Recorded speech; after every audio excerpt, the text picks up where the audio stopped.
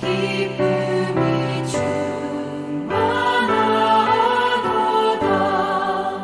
성도의 신앙 따라서 죽도록 충성하겠네.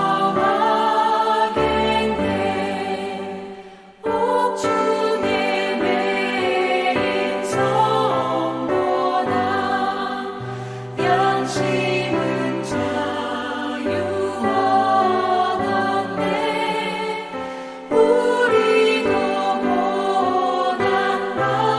고난받으며 죽어도 영광 되도다. 성도의 신앙 따라서 죽도록 충성하겠네.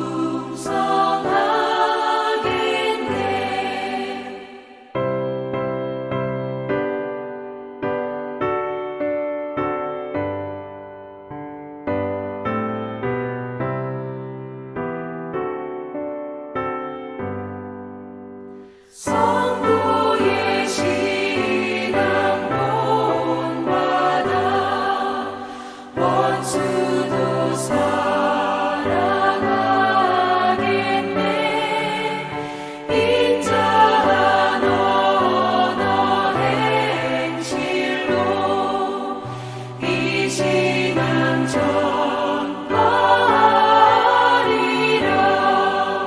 성도의 신앙 따라서 죽도록 충성하겠네. 아멘.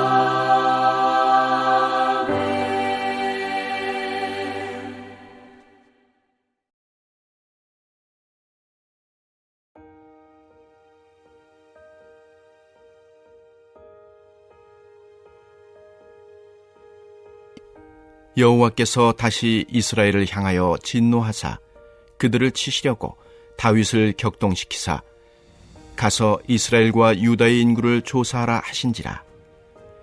이에 왕이 그 곁에 있는 군사령관 요압에게 이르되 너는 이스라엘 모든 지파 가운데로 다니며 이제 단에서부터 부엘세바까지 인구를 조사하여 백성의 수를 내게 보고하라 하니 요압이 왕께 아뢰되 이 백성이 얼마든지 왕의 하나님 여호와께서 100배나 더하게 하사 내 주 왕의 눈으로 보게 하시기를 원하나이다.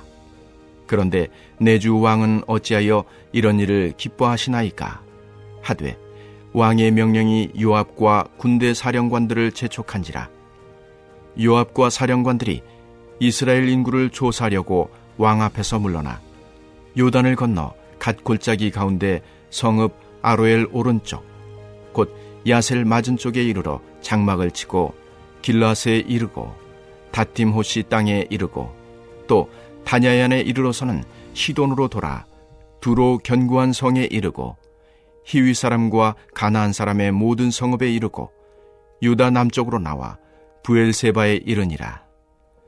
그들 무리가 국내를 두루 돌아 9달 20날 만에 예루살렘에 이르러 요압이 백성의 수를 왕께 보고하니 곧 이스라엘에서 칼을 빼는 담대한 자가 80만 명이요 유다 사람이 50만 명이었더라. 다윗이 백성을 조사한 후에 그의 마음에 자책하고 다윗이 여호와께 아뢰되 내가 이 일을 행함으로 큰 죄를 범하였나이다. 여호와여 이제 간구하옵나니 종의 죄를 사하여 주옵소서. 내가 심히 미련하게 행하였나이다 하니라. 다윗이 아침에 일어날 때에 여호와의 말씀이 다윗의 선견자 된 선지자 갓에게 임하여 이르시되 가서 다윗에게 말하기를 여호와께서 이와 같이 말씀하시기를 내가 네게 3가지를 보이노니 너를 위하여 너는 그 중에서 하나를 택하라. 내가 그것을 네게 행하리라 하셨다 하라 하시니 갓이 다윗에게 이르러 아뢰어 이르되 왕의 땅에 7년 기근이 있을 것이니이까 혹은 왕이 왕의 원수에게 쫓겨 3달 동안 그들 앞에서 도망하실 것이니이까 혹은 왕의 땅에 사흘 동안 전염병이 있을 것이니까 왕은 생각하여 보고 나를 보내신 이에게 무엇을 대답하게 하소서 하는지라. 다윗이 갓에게 이르되 내가 고통 중에 있도다. 청하건대 여호와께서는 긍휼이 크시니 우리가 여호와의 손에 빠지고 내가 사람의 손에 빠지지 아니하기를 원하노라 하는지라. 할렐루야. 오늘도 말씀으로 하루를 여시는 우리 성도님들의 삶에 주님의 크신 은혜와 평강이 함께 하시기를 소원합니다. 오늘 본문 말씀에는 다윗이 이스라엘 백성들의 인구를 조사하는 내용이 나와 있습니다. 특별히 9절 말씀을 보면 칼을 빼는 자, 세번역 성경에서는 칼을 빼서 다스릴 수 있는, 다룰 수 있는 용사의 숫자를 파악하고 있다는 것을 알 수 있습니다. 곧이어 10절 말씀을 보면 인구조사를 한 후에 다윗이 자책하고 하나님께 죄를 범했다고 고백하며 용서를 구하는 내용이 나옵니다. 그런데 이런 생각을 해볼 수 있습니다. 인구를 조사를 하는 게 왜 죄일까?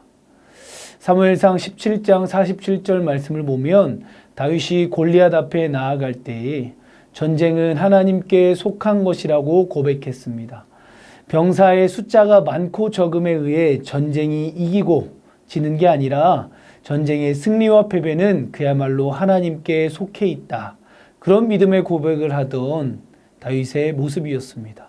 그런데 그런 모습은 온데간데 없고 다른 나라들과 견주어서 병사들의 숫자가 얼마나 많은가 그런 거에 좀 더 관심을 가지고 있는 모습을 볼 수 있는 것입니다. 다윗의 모습을 보면 우리의 모습은 또 어떤가 생각해 보게 됩니다. 우리도 하나님께서 우리의 인생을 가장 복된 길로 인도하실 것이며 하나님 말씀대로 사랑하며 사는 것이 우리를 살리며 영원한 생명과 구원의 길로 인도하실 것이라는 믿음의 고백들을 했을 것입니다.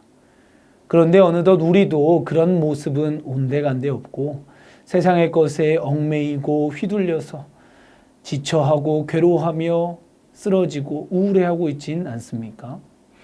오늘 말씀을 통해서 우리에게 영원한 생명을 주시며 영원한 평안을 주시는 우리를 구원해 주시는 우리 주님 앞으로 다시 한번 나아가시는 귀한 시간 되길 소망합니다. 한편 우리가 오늘 본문 말씀을 자세히 읽어보면 이해되지 않는 부분이 나옵니다.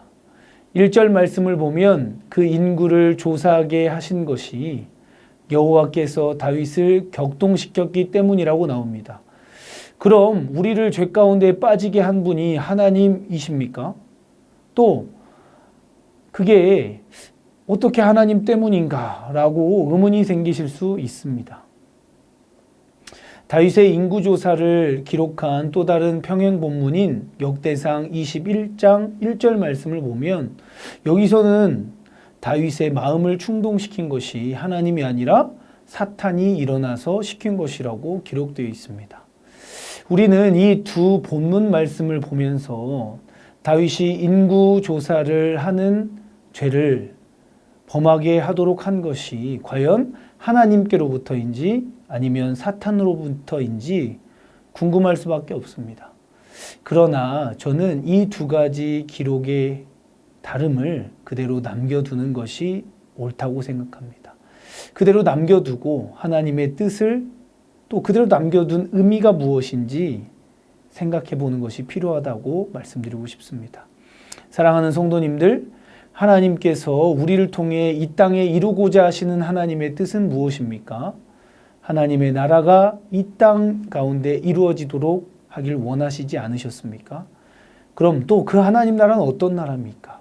하나님께서 다스리시는 나라, 하나님께서 말씀하신 그 사랑하라 하신 말씀이 다스리는 나라, 그야말로 사랑의 나라 아니겠습니까? 병사의 숫자가 많고 적음에 따라 전쟁이 승리하고 지는, 누군가는 승리하고 누군가는 패배하는 그런 나라가 아닙니다. 오히려 그 나라는 이웃과 싸우지 않고 이웃의 약점을 자신이 가진 장점으로, 강점으로 보완해 주면서 더불어 살아가는 그런 나라 아니겠습니까? 하나님 나라는 이사야가 고백하였듯이 어린아이가 독사굴에 손을 넣어도 해됨도 상함도 없고 암소와 곰이 함께 먹으며 사자가 소처럼 풀을 먹으며 어린 양과 이리가 함께 사는 그런 나라 아니겠습니까? 그런데 어느덧 다윗은 그런 하나님의 나라를 꿈꾸지 않았던 모양입니다. 그저 다윗은 눈앞에 보이는 병사의 숫자, 눈앞에 보이는 전쟁의 승리, 다른 나라와의 군사력, 병력만 그런 거에만 좀 더 관심을 두고 있진 않았겠습니까? 그만큼 자신의 나라가 부국강병한 것인가 이런 부분에 초점이 더욱더 맞춰져 있었던 것이죠. 그렇게 다윗은 세상의 것에 세상의 가치관과 눈앞에 눈이 멀어 버려서 인구 조사를 하고 있는 것입니다. 다윗에게 어디서 하나님의 뜻을 찾아볼 수 있습니까? 하나님의 뜻과 그 나라를 도대체 인구 조사를 하는 그 가운데 어디서 찾아볼 수 있습니까? 전쟁은 하나님께, 구원과 우리의 생명은 다 하나님께 달려 있다는 그런 믿음의 고백은 사라져 버렸던 것입니다. 그렇게 다윗은 그런 하나님의 뜻은 구하지 않고 인구 조사를 자기 마음대로 해놓고 그 원인을 하나님께서 부추기셨다거나 사탄이 부추겼다고 말합니다. 부추김 때문에 다윗이 죄를 지었겠습니까? 아니면 부추기지 않았더라도 다윗은 원래 죄를 지을 수밖에 없었겠습니까? 원래 인구조사를 하려고 하지 않았겠습니까? 저는 오늘 말씀을 통해서 하나님께서 우리에게 이렇게 말씀하신다고 고백합니다. 누가 너한테 그 어떤 원인을, 죄를 짓는 원인을 제공한다고 하더라도 그 가운데에서 하나님의 뜻을 저버리지 말고 붙잡으라 라고 말씀하신다고 믿습니다. 하나님 탓, 사탄 탓, 어떤 상황과 어떤 유혹에서도 하나님 뜻만 세워나가는 저희 모두가 되기를 소망합니다. 다윗이 하나님의 뜻만 찾고 구하였다면 하나님께 이런 인구조사를 해야 합니까? 인구조사를 해도 됩니까? 라고 묻지 않았겠습니까? 그러므로 저는 오늘 말씀을 통해서 우리가 다시 한번 하나님께 사탄에게 탓하지 않는, 상황과 환경 탓하지 않는 성숙한 신앙인으로 바로 서길 소망합니다. 본문의 마지막 부분인 우리가 죄 가운데 빠져서 하나님께 우리에게 어떤 벌을 주셨냐는 것에 대해 집중하지 않길 소망합니다. 오히려 탓하지 않고 하나님 말씀 그 자체를 어기지 않으려고 하는, 불순종하지 않으려고 하는 그런 성숙한 믿음의 자세를 하나님께 구하고 그 구하는 데에 집중하길 소망합니다. 우리가 하나님 앞에서 하나님 탓, 사탄 탓, 환경 탓하지 않고 언제나 어디서나 하나님의 뜻만 추구하고 하나님의 뜻만 이루어가는 주님의 귀한 일꾼 되시기를 간절히 소망하며 주님의 이름으로 축원드립니다. 이 시간 함께 말씀을 새기며 기도하길 원합니다. 오늘 하루도 하나님 탓, 사탄 탓, 이웃 탓, 상황 탓, 환경 탓하지 않고 언제나 어디서나 하나님의 말씀에 순종하는 삶, 하나님의 뜻을 이루어가는 하나님 중심의 삶을 살게 하여 주옵소서. 신앙 강좌와 예배자 학교 등의 교회 사역이 정말 주님의 섭리하심 속에서 이루어지게 하시고 다음 세대를 향한 새 성전 건축의 모든 과정이 하나님의 뜻을 이루어가는 역사가 되게 하여 주옵소서. 이 시간 주님의 이름 한번 부르며 기도하며 나가도록 하겠습니다.